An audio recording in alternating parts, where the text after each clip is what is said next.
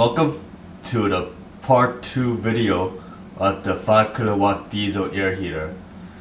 I currently have it set up on some scrap 3/4 inch plywood that are laying around in some 2x4s.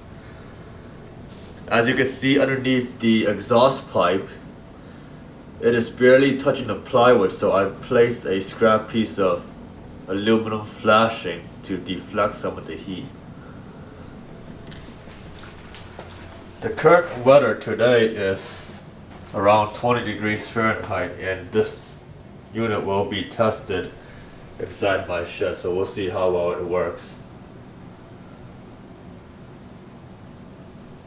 So far, everything, the main components, the heater, the exhaust pipe, the fresh air intake pipe is currently hooked up. The only thing that's missing is the fuel pump, fuel filter, fuel line, and a harness.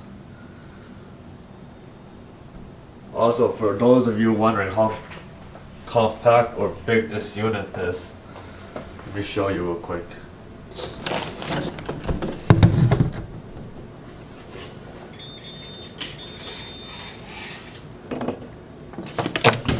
It is approximately 1 feet by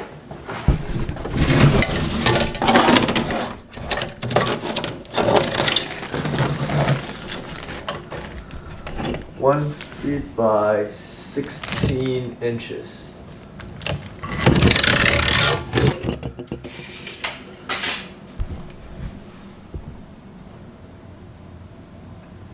So if you're planning on making an all-in-one unit, this is probably the tightest you can get, unless you were to switch out this 10-liter fuel tank for one of those small square 5-liter fuel tanks that looks about the same size as one of these air heaters.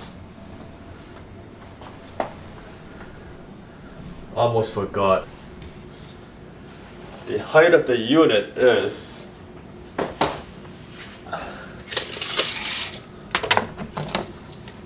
approximately 17 inches.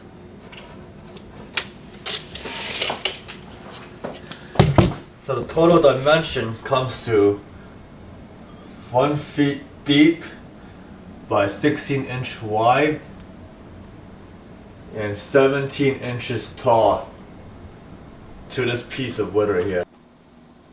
Okay, we will be cutting the fuel line to get it to fit.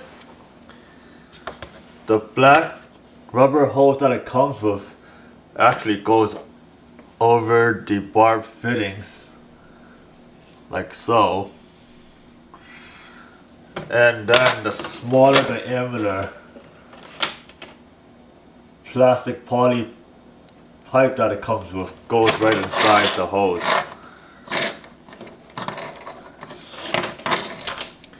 They provided a bunch of these hose clamps.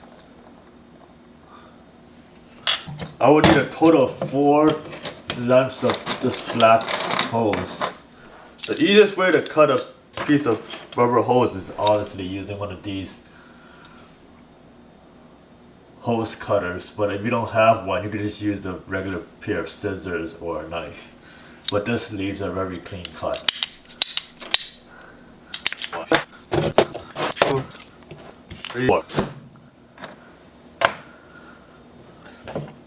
Here's the fuel pump.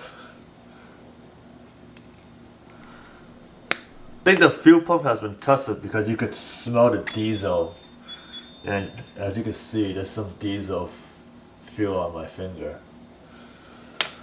So let's slide some of these tubes over. Now we just need to put a couple hose clamps.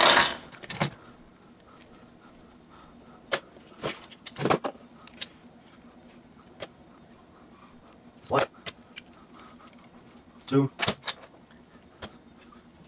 3.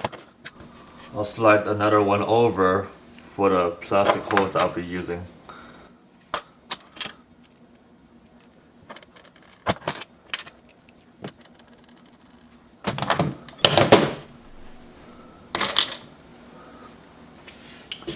So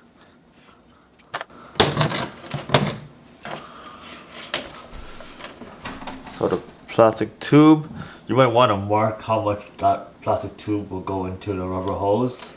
So I'm just using my finger. It is actually a very tight fit.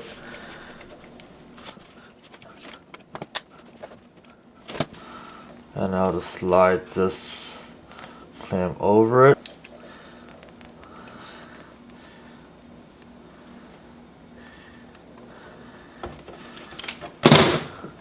And this one I will be installing it into the fuel intake on the heater. Probably should have done this before I mounted this heater onto this board here. According to the instructions here, it looks like the fuel pump, almost dropped the camera. It looks like the fuel pump has to be placed at a 45-degree angle. First I'll slide the pump rubber bushing over.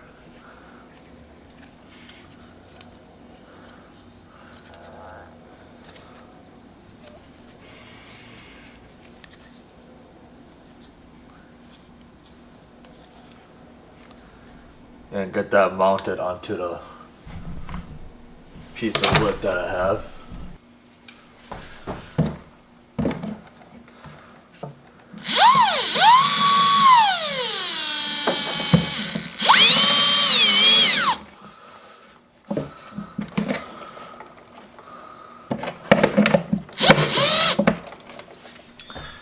Now I can route the fuel line and get it to fit. There we go.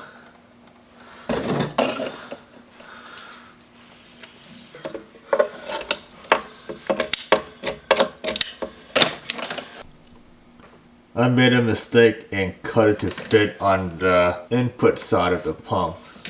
So let's try number 2.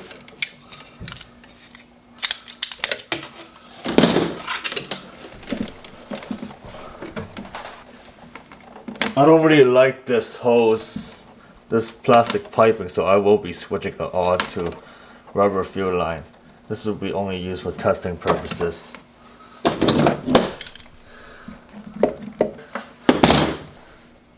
I'll first attach it to this right here. This comes apart. If I could get that into one screw. This comes apart for you to drill a hole into the tank and then screw this with the 2 O-rings to keep it from leaking. But I'm just gonna stick this through the filler tube of the tank. Make sure to slide the clamps over nice and tight. So that goes into the tank.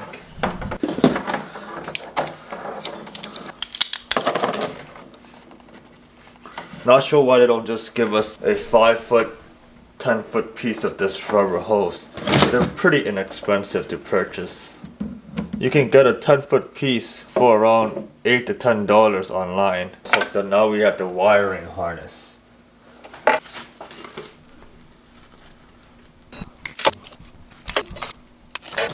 It goes to the positive side of a 12-volt battery or a 12-volt power source. Yeah, this short and right here, negative lead. Okay.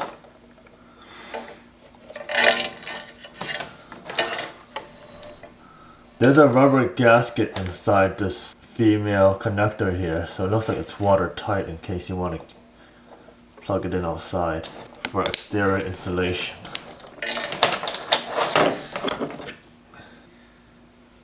Assuming a fuse is most likely connects to the controller portion of the unit. My mistake. This connector here actually goes to the pump. It almost does look like it's a 2-prong fuse holder. Positive and a negative. leads. This side is the exhaust, so I'll probably try to keep all the wiring on this side since it's cooler. The controller lead is actually 6 feet long, which is pretty long from the heater itself, so in case you're wondering. Alright, and that's pretty much everything. I'll be bringing this outside to the shed.